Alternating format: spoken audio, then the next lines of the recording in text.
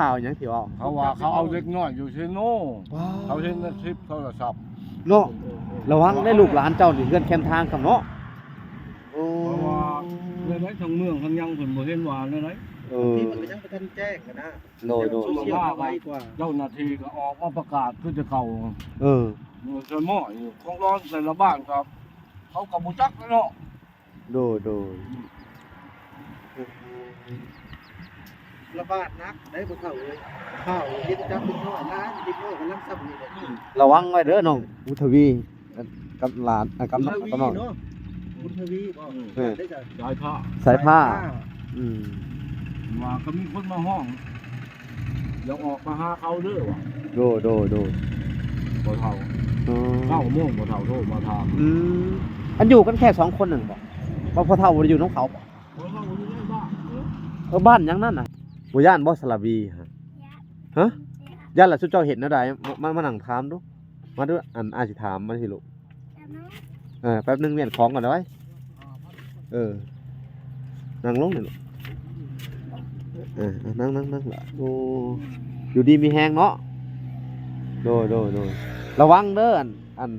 ถ้าว่ามีผู้ใหญ่หรือแปลกๆหน้าแปลกตามาเด้อก็บ่แม่นยูทูบเบอร์เลยอย่าออกไปได้ยินบ่ได้อ้ายมาดูถามระวังเด้ออย่านี่ข่าวยังนำมาจังข่าวมันเป็นตาย่านอันนี้ข่าวแปลกๆเลยเราก็เห็นเธอหนึ่งฮะเห็นในโทรศัพท์แม่นคือเจ้าระวังเด้ออยู่กับ2คนเด้อมีนเอาเข้าบ่โลดเข้ามาแล้วแม่นเป็นเขาดึงกระโตเขาเลยแม่เขาคือเจ้าเฮือนใกล้ทางนี่ย่างเพิ่นย่างออกไปกระทางรถตู้เขาว่าเขาดึงปรับไปเลยเขาเข้ารถตู้ได้เลยเขายิงอะไรเขาเห็นเด็กน้อยนั่งในหน้าบ้านเขาจับดึงเลยกับอ้ายดึงเอาเห็นบ่ระวังเด้อเหลนมาเขาก็ปล่อยโดยนั่นแหละเขาบ่ปล่อยได้หมู่เห็นไผพอเฒ่าโตบ่อยู่จักหน่อยนี่ระวังงั้นอยู่2คนน้องระวังเด้อ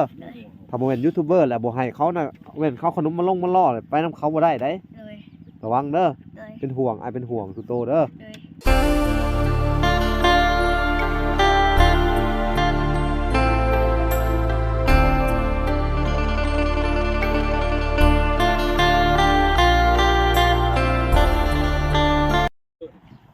กราบสบายดีพ่อแม่พี่น้องเบิดสุขคนเนาะก็ยินดีเข้าสู่ช่อง YouTube บ่าวหลาสายบุญคุณธรรมคือเก่าเนาะทักทายสบายดี FC ทางฝั่งไทยและ FC ทางฝั่งลาว FC ทางต่างประเทศเด้อทุกคนมื้อนี้บ่าวหลากันได้เดินทางมาผ่านมาทางบ้านนานกเขียนเนาะก็มาเจอทางครอบครัวน้องบุญทวีอยู่ทางบ้านนานกเขียนเมืองอัสสัมทองพี่น้องเอ้ยนี่เนาะสบายดีเขาสบายดีน้องบุญทวีสบายดีทำบ้านเพิ่นบ่เห็นว่าอะไรจังเขาสบายดีสบายดีเนาะสบายดีล่ะเนาะก็เลยย่านเนาะย่านเป็นห่วงลานแม่เด็กน้อยอยู่ข้างทางเขามาฝากผมบ่เข้าใจสบายดีบ่พออุดมพลของคนนอกมันหนาวโดยมานำกันอุดมพลของคนนอกมันหนาวอากาศหนาวกำลังกินข้าวกินน้ำพอดีเลยเนาะโอ้มาก็บอกพรพี่น้องเลยแล้วกำลังกินข้าวกินน้ำย่านได้หัดต้องระวังนั่นแหละการเดินทางจ้ะโอ้ลุงหวานข่าวยังนะข่าวยังบ่ทำนี้บ่อนเป็นข่าวยังที่ว่าเขาว่าเขาเอาเล็กน้อยอยู่เชโน่เขาเห็นในคลิปโทรศัพท์เนาะระวังได้ลูกหลานเจ้านี่เฮือนแคมทางกับเนาะเพราะว่าในไหนทางเมืองทางยังผลบ่เห็นว่าในไหนที่มันยังไปทันแจ้งกันนะโดยไว้กว่าเจ้าหน้าที่ก็ออกมาประกาศเพื่อจะเข้าเสมออยู่ของร้อนใส่ละบ้านครับเขากับบุจักเนาะโดยระบาดนักได้บ่เข้าเลยข้าวเฮ็ดจับเป็นน้อยล้านเด็กน้อยกำลังซ้ำนี่แหละระวังไว้เด้อน้องอุทวีกับหลานกับน้องบุญทวีบ่ได้จ้ะสายผ้าว่าก็มีคนมาห้องอย่าออกมาหาเขาเด้อว่ะโดบ่เฒ่าเข้าม่วงบ่เฒ่าโทรมาถามอันอยู่กันแค่2คนนึงบ่พอเฒ่าบ่ได้อยู่น้องเขาบ่บ้านยังนั่นน่ะฮะโนนกเขียนว่าโนนนกเขียนเนาะพ่อพรโนนนกเขียนเวลานอนคืนนี่นอนกัน2คนนี่บ่ลอง 2คน เอ้าแฮงเป็นตาห่วงแล้วก็ว่ามีโจรหลักเหล็กเด็กน้อย ใกล้แคมทาง แฮงเป็นตาย่านนะแคมทางซั่นนี่ปาโถ แต่ว่าเขาเอาขนมมาบ่รอดอกยังเขาจะจอดรถปุ๊บแล้วเขาอุ้มไปเลย เขาจะอุ้มไป เขาฮู้ว่าอยู่กัน2คนน่ะสิ บอกแล้วบอกว่าพระชูต้องหลอกกระแจ เออ ใส่กระแจก็เข้าว่าอย่าพังเขาบ่พังเขามากก็ได้ผ้าช่องช้ำดวงปว่าอีก เออ ปล่อยพันหัวหยะเลยได้ว่านั่นน่ะพอบอกความเว้าให้ ดู ถามว่าเป็นหยังก็ให้โทรหาพ่อเฒ่าสิออกมา อีพ่อนี่บ่ได้มาอยู่น้ำหลานเนาะ มาแต่กลางเว้น มาแต่กลางเว้นบางกลางคืนที่เพิ่นนอนกันแค่2คนนี่ กลางคืนเพิ่นยากไม่เฒ่าอยู่พุ่นเด้ โด ไม่ ย เฒ่าก็อยู่ผู้เดียวก็ โอ้ ยาก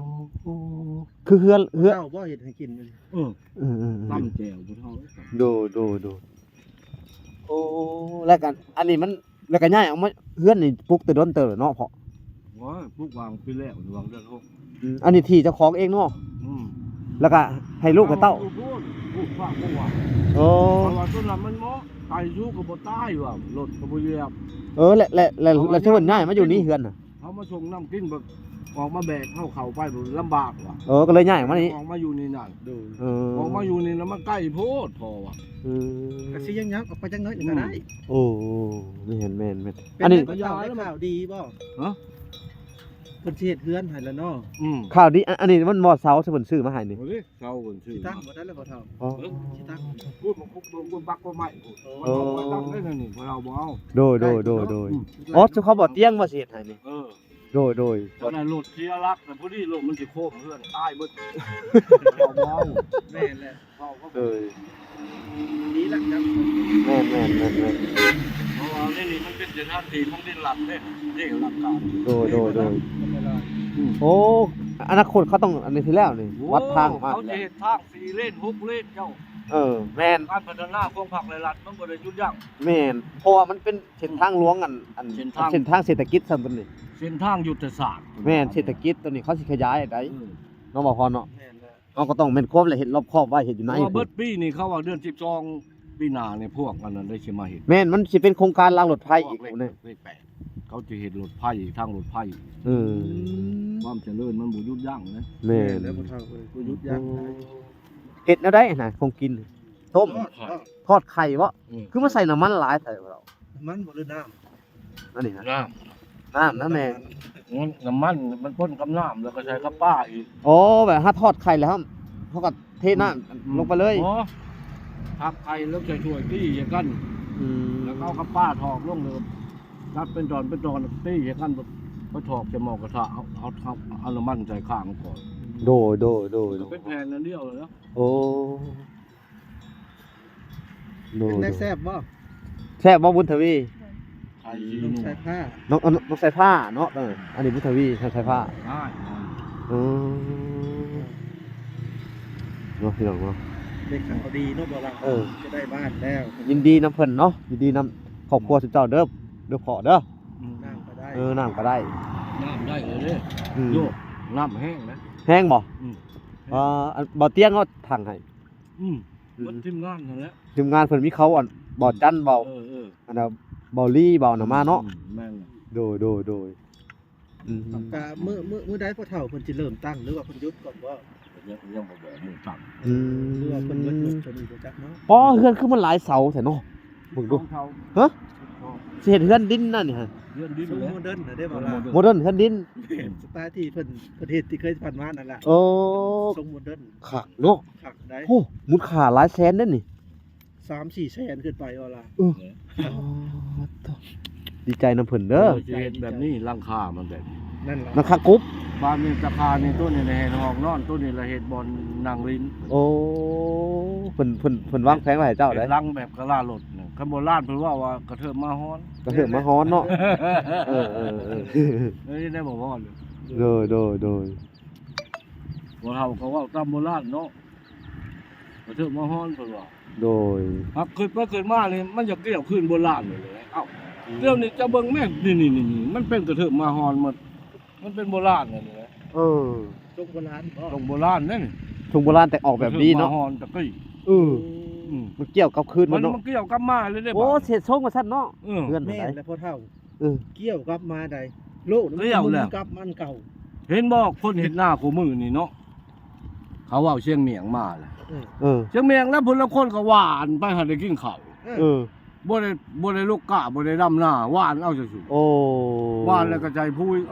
แถวบ้านทุกคนเขาบ่ได้ดำเลยเดี๋ยวนี้ เดี๋ยวนี้ได้ มีแต่หวานกับหยอด โย แสดงว่าโลกมันกลมมันวนเวียน เออ เก่า เชียงเมียงมาแล้วตะกี้นิทานเชียงเมียงที่เจ้าเคยได้อ่านบ่ แม่ เชียงเมียง เคยอยู่ อีนายนึงว่าอีผัวขาดหน้าให้แล้วก็อีนายนึงว่าเชียงเมียงดำหน้าซอยกูแน่อุ้ยมันว่าก็บ่ต้มไก่ให้กินต้มไก่ไม่พักได้ว่ากันจากแล้วนะ เออ ผู้นี้อีนายแล้วก็ต้มไก่แล้วต้มไก่มันไปชอมโอ้มันอยากชุกแล้ว อืม ลงดำหน้าก็เดิมมันว่า เออ ลงไปมันก็แก่หวัดกาหวานซะหลุด เออ โอ้ ขึ้นมาแล้วไม่เท่าต้มไก่แล้วเอาย่อมากินข้าวแล้วลงไปเบิ่งแล้วมันหวานเอาถ้ามันนั่นเนาะ5ก้ามันก็ลงกี่ต้มเนาะ เออ มันก็ตั้งขึ้นเองเลย เออ อันนี้มันส่งเชียงเมียงมาฮอดแล้วเด้นี่ เออ บ้านได้ก็มีแต่หวานกับหยอดจัก โด เบิ่งโลก โด แท้งเมืองจำพรคือกันข่อยฟังข่าว นี่ แม่นแม่นแม่น มันเกี่ยวมาโบราณนี่เลยไหน ช่วงเขานี่ก็หวานกูปี้ได้ น้า แน่ ส้มน้าแซงเขาก็หวานเอาเลยนะ เชียงเมียงแล้วผ้าเห็ดอันนั้น เออแม่นแม่น ตะกี้เนาะคอยกบทันเชียงเมียง โดยเขาโดย เขาเอาเชียงเมียงนี่มันเขาพลคนเขาก็ฮู้จักฮอดพ่อฮอดแม่มันเลย โดย เชียงเมียงนี่ลูกอีนายคำห้างเขาว่า โอ้ มันเกิดมาแล้วเขาห้องบักกะปาง โดย อืม เป็นคนฉลาดได้กี่ทีหนึ่งเนาะ มันเกิด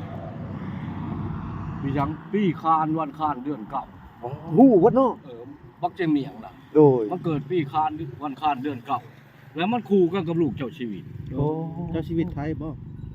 เจ้าชีวิตไทยข่าวนั่น ตะกี้สมัยโบราณตะกี้คุณเนาะ ข่าวสมัยสยาม ดู บ้านนี้ละเพิ่นละไปหาคนเกิดวันคานปีคานเดือนเก่ามีแต่บักอันกระปางผู้เดียว เชียงเมียง เขาจังห้องว่าชื่อเมียงเขาพอสิว่าบ้านนี้นั่นเขาห้องบักกระปาง โดย ลูกอยู่ในคำห้าง พอมันนั่นชื่ออีตาล่าง โอ้ บ้านนี้เกิดมาเป็นบักกระปางเขาห้อง ห้องมานี่แล้วไปบวช ไปบวชเนาะ แล้วเขาห้องชั่วจิกมันหน่อยกว่าหมู่ โดย บัดชิกมาแล้วเขาห้องเชียงเมียง โอ้ เขาจีห้องเชียงเมียงมันเป็นในได้ตะกี้แม่ข้าไปคายเมียงคายเพลินนะเมียงอันแบบเขาก็เลย โอ้ จำแจวนะ โดย บักเชียงเมียงเพิ่นลงไปสักผ้ายักคู่เนาะอยู่ท่าน้ำเชียงเมียงมันคนหัวแหลมดิ โดย เขาฆ่าช่องคนมาวะอาจ้าน้อยว่ะความได้บ่นำนี่อย่าความไปยังอันพอออกว่ะอย่าความไปหาอย่าพอ โอ้ อยู่ความบ่ได้เด้เจ้าน้อยว่ะบักเชียงเมียงน่ะเป็นยังจะความบ่ได้ว่ะเอาความบ่ได้มันกว้าง วันนี้พอข้าเลยพลันว่าถ้าคอยความไปได้คอยเอาเบิดได้ผ่าจะบ่งผ่าคุมในชามตัวหน่อยโดยว่าขั้นมันแมงความพอออก โดย เพิ่นก็จ้อนข้าชงก็เลยตะกี้ข้าชงชาตึงเนาะจนก็มั่งก็ย่างความเลยนำเพียงนี่นี่ โดย ย่างความไปแล้วเอามาผ่าจะบ่งเอามาผ่าคุมบ่ผ้ามันว่า โดย เดี๋ยวนี้พอออกบ่ได้ความเลยพอออกย่างมาบัดนี้ขึ้นไปหาญาทานนี่ทูขึ้นไปหาญาทาน ว่านั่นได้ว่าว่าคันพอออกเลยความได้คันความก็คือก็ความไม่นี่แหละมันว่ายางความมาเดียวรู้อันนี้พอออกก็จ้อนข้าชงอย่างมาบ่แม่นความว่ะเลยเชียเมียงไงบักเชียงเมียงอ่ะเมียงนะหาบบักเชียงเมียงเอาหมดแล้วจะใช้ชื่อว่าบักเชียงเมียงเป็นนั้นได้บ่แม่นว่าเชียงเมียงละล่าได้ไปตัวบ่แม่นตัวมันว่าความสัตย์ซื่อพอฆ่าอาหารอยากโกงมันโตบ่ได้ความคือเจ้าของนี่เนาะเจ้าย่างความจุดเจ้าความได้ อันนี้มันกว้างเพิ่นก็ย่างมาแล้วนำเพียงหัวเขาย่างมาแล้วเพิ่นอยากเอาเครื่องในชามมันตัวหน่อยผ้าชะบงผ้าคลุมยะพอยะทานนี่มันเอาลงมาสัก อันนี้เป็นนิทานเนาะ นิทานมันว่าบ่ได้เด้มันว่าพอออกบ่ได้ความมาพอออกอย่าง อันนี้ มา คือนิทานลาวเนาะพ่อใหญ่ นิทานลาวแต่ลึกน้ำบัน เขาเอิ้นว่าอันวรรณคดีเนาะ แต่ก็มีจริงในปึ้ง มีจริงได้ มีจริงในปึ้ง เมียงมีได้ นั่นแหละวรรณคดีเขาเขียนวรรณคดีลาวพี่น้องเอ้ย ในพงศาวดารก็มี แม่นพงศาวดารเท่าก็ดีใจแทนหลานเลยเนาะ ดีแล้ว คือพ่อแม่ของน้องเนี่ยไปไทยเบิดเนาะ ไปให้ โทร โทรมาอยู่ โทรมาอยู่บ่กันยินดีแล้วเนาะ บ้านนี่ก็โทร มา เนาะยินดีนำ ดีใจเลยต้อง ดีใจบ่พ่อแม่นฮู้ข่าวว่าอันผู้ใหญ่หรือว่าทางยูทูบเบอร์เพิ่นมาซอยนี่ดีใจบ่พ่อแม่เพิ่นก็ตะกี้เขาจุเพิ่นไปหาเงินแม่นบ่อีพ่อ ไปหาเงิน สิมาเฮ็ดเฮือนนี่นะ ตัดไม้อันวิกอยู่กับผู้ผมเรียกนี่ว่ามันบ่ได้เขาโกงว่ะ อยู่ไทยหั่นได 3รถได้แต่300 3รถได้แต่300 ห่วยคนไทยก็ยังโกง เขาคนไทยก็ยังโกงกัน โอ้ นางยากลับเข้ากรุงเทพแล้ว เออ มาวัน ขนาดอยู่ไทยยังโกงเนาะรถละร้อย ยังโกงกัน เออ ก็มีแต่ลูกคนเขาเนี่ยผัวมันได้คนไทย เออ อ๋อผัวเพิ่นก็เป็นคนไทยบ่ คนไทย เออเพิ่นไปไทยแล้วเพิ่นได้ผัวอยู่ไทยเนาะ บ่ได้ไปลูกข่อยได้ในโทรศัพท์ เออ ผู้บ่าวนำมาแล้วเอากันอยู่ในเฮือนนี่ โอ้น้ำมันเฮือนจ้ะพี่ เอากันอยู่ในตูมหน่อยนี่ บ่ มื้อวันที่19เฮือนหนึงผู้บ่าวมา ผู้ว่าขี่รถยังมา ขี่รถโดยสารนี่นะ บ่ มาความอยู่มุกดาหารมาเห็นบัตรมา มาแล้วมาเอาเลยเหรอเนาะเอามันคือสิง่ายแท้ มาแล้วทันทีว่าแล้วก็คนเฮามักง่ายนะ เออและเฮ็ดได้นี่เจ้าก็อนุญาตบ่หรือได บ่อนุญาตให้เขาเอากันแหละ น่ะ เขามาแล้วเขานอนในตู้ตัวนี้แล้ว บ้านนี้พอออกมาเอาโยลูกเลยกระเทือนว่ามักหักกันแบบนึงมันบ่เป็นไงวะอยากให้ลูกมันเมื่อเอาพอเอาแม่มา เขาเมื่อบ่บัดนี้ เมื่อบ่ได้มันว่าเงินหมด แม่ บ่มีเงินมันว่า เออ เฮ็ดจังได๋จ้ะเฮ็ดจังได๋ว่าลูกสิเมื่อหาเงินแล้วลูกสิมาใหม่มันว่า โอ้ ลูกสาวโตเพิ่นอยากไปนํเขา เออ มันห้ามบ่ได้เลย อ้าว คือคอยเว่าเลย จำเป็นต้องปะคนลูกกับเต้าเนาะ โอ้ เลี้ยงลูกนี่เลี้ยงได้แต่เขากับป้าจิตใจเขาเลี้ยงบ่ได้ เออ เขาจะไปนํกัน ดู ไปแล้วก็ไปแล้วว่าเฮาคอไปซะก่อนอีพ่อว่ามันก็โพดว่าเฮาบ่มีเฮือนมีชานสิอยู่ โอ้ไปทำงานน้ำเนาะ แล้ว ไป แล้ววันนี้ทั้งอันพายผัวกับเป็นคนอันธรรมดาเนี่ยมาเลือกคนอันพอมีฐานุฐานะเนี่ยบอก จักเลยมันเว้าว่ามันเว้าว่ามันเป็นตำรวจ เป็นตำรวจ บ่ได้กวดเบิ่งบ้านเบิ่งเบ้อดอก โอ้ บ่ผู้เฒ่าอันลูกชาวเจ้าจักปีเอาขออนุญาตถาม 43 ปี โอ้ บ่แม่นเด็กน้อยได้ เพราะ42 42 มันเกิดก็188 บัดพอผู้ว่าวหากันอายุสำคัญนี่แหละเนาะ สิป้านๆกันสิลื่นกันหน่อยหนึง โอ้ เราก็ถาม42 41นั่นแหละ อ๋อคือกันเลยเนาะโดย เอ้าลูกก่อนเกิด88 อืม เขาก็188มันบ่แม่นบ่43เนาะ ประมาณนั้น โดย ประมาณนั้นแหละ42 43นี่แหละ โดย ไปห้ำไปไหว้ห้ นี่ไงหนาวแห้งเลยอีก ำ แล้ว มือแรกเดี๋ยวอุ่นมีเข่าหนูบ่ได้มันบ่อยากลุกขักอะไรมึงต้องทำทึกมันบ่คือมวยอ่ะนะเฮานะ โอ้อันนี้ลูกอันน่ะวุฒิวีว่าเป็นคนหนึ่งหลานเนาะ เรื่องน้ำกันก็บ่เท่านะ โอ้ ทำทึกเนี่ยมันพอบ่แล้วมันบ่ โดย เพื่อเฮาสิสิกได้ก็จนว่ามันเฮาสิกแล้วต้องลุมมันแล้วแหละมือแรกนี่อุ่นพอดีอุ่นเขาเย็นเนาะเอาไปเกลือมาอยู่ครับ มาเกลือแล้ว อ้าวนี่เพื่อนนี่มันยังอยู่นี่ไปก้านมัน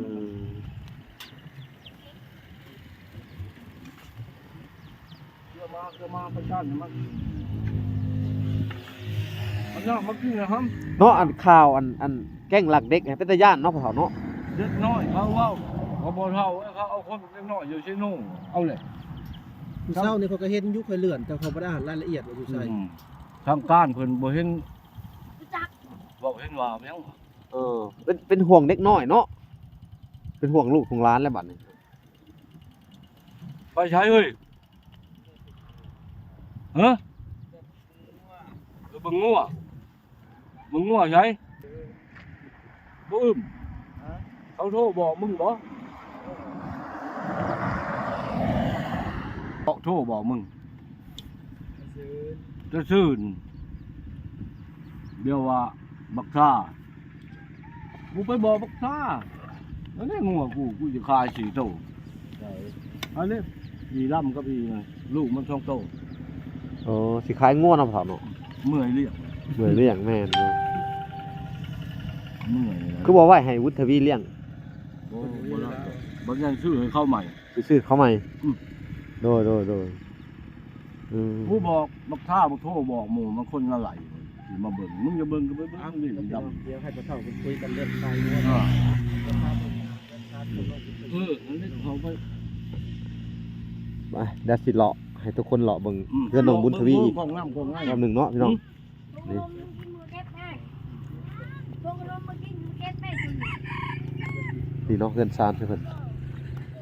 ทางน้องบุญทวี กินข้าวแล้วหรือเปล่าล่ะอิ่มอยู่เนาะอันนี้ด้วยอ่านสิถามมึงบ่ย่านบ่สลับวีฮะย่านล่ะสุดเจ้าเห็นแนวใดมานั่งถามดู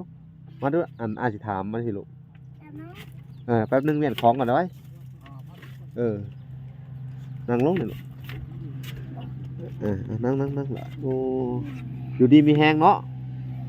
โดยระวังเด้ออันเขาว่ามีผู้ใหญ่หรือแปลกๆหน้าแปลกตามาเด้อเขาบ่แม่นยูทูบเบอร์เลยอย่าออกไปได้ได้ยินบ่ได้อ่านมาดูถามระวังเด้ออย่านี่ข่าว ยังน้ำมาไปแล้ว ข่าวมันเป็นตาย่านอันนี้ข่าวแปลกๆเลย เขาก็เห็นเท่านึง ฮะ เขาเห็นในโทรศัพท์เท่า แม่นคือเจ้าระวังเด้ออยู่กับ2คนเด้ออัน พ่อมีนเอาเข่าบ่โลดเข่ามาแล้ว แม่น อาเวนเขาดึงกระโตกเขาเลย แม่เขาคือเจ้าเฮือนใกล้ทางนี่ย่างเพิ่นย่างออกไปกระทางรถตู้เขามาเขาดึงปรับไปเลย เขาเข้ารถตู้ได้เลย เขายิงอะไรเขาเห็นเด็กน้อยเขาหนังหน้าบ้านเขาจับดึงเลยกับ น่ะ อ้ายดึงเอา เห็นบ่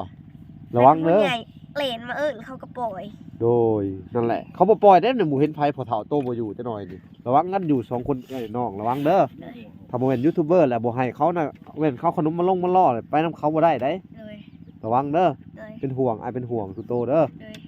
เออแบบว่าชนร้ายกับย่านโจรลักเด็กแหละ เลย เป็นห่วงพอเฒ่าก็เป็นห่วงพอเฒ่านี่บ่ได้มานอนนํเนาะ บอก บ่มีผู้อยู่นำแม่ใหญ่บ่แม่ใหญ่อยู่คนเดียวเนาะ เลย โดยทวีบ่ได้เข้าโรงเรียนบ่ บอก ออกแล้วเนาะน้อง เลย โดยสิไปทางใดนี่ปานี่ผู้พานไอ้หยังนะชื่อจังได๋นะล่ะ ใส่ผ้า สายผ้าว่าคือมาสื่อคือหมอลำเรื่องแท้สื่อสายผ้าเนาะ ชาวบ้านเอาไว้เอาไว้ มุทวีอายุเท่าไหร่ 14 14 ปีอะเนาะอืม เอาขึ้นมาไว้มาสิแตก เวลาเตะบงเตะว่ามันออกคนทางระวังเด้อพากันไปเตะใช่นี่ ได้อีกบางนา เตะกับหมู่บ่ เลย หมู่เฮาเป็นคนอยู่ในบ้านเนาะเขียนเองนี่บ่ อยู่นี่ เฮือนใกล้ๆกันนี่เนาะ เลย มีหมู่จักคนแหละลูก ตายเขาไปโรงเรียน แต่อยากเข้าโรงเรียนอยู่บ่ อันใดเขาของเขาหา อยากถ้าออกน่ะอยากเข้ามาอยู่บ่ เลย ปีหน้าพุ่นแหล้วเนาะปีนี้บ่ทันแล้วเนาะทั้งอ้ายเตียงทองอ้ายเตียงทองอ้ายลี่อ้ายหยังสิมาเฮ็ดเฮือนให้เจ้าโดนเติบบ่นี่ ดังบูฮูวันนี้เราบอกเราสิเอามาเองเก็บออก โอ้เราจะเอามาให้จ้างคนเลื่อยเนาะ เลย จ้างคนเฮ็ดมาเสร็จเนาะ เราสิเก็บงามันออกหมดเลย เพิ่นสิมาจักโมงบ่นี่ ดังบูฮู โดยเขาอ้ายจันอ้ายเตียงทองเนาะ เลย สิมาหาเจ้าหาน้องอุทวี แต่ว่าจังได๋ก็ให้ระวังคนเด้อ เลย มันไปข่าวไปตะย่านนะเจ้าอยู่กัน2คนเนาะ เลย ก็เลยระมุดระวังคนมันยันเขาเอาไปแหละแล้วได้เขาเอาไปขายเป็นเห็ดเป็นตับบีหยังเขาเป็นราคาบ่ได้ เลย บางคนจ่อหัวใจอันตาเตอนี่เป็นราคาเบิด เลย เด้อระวังเด้อ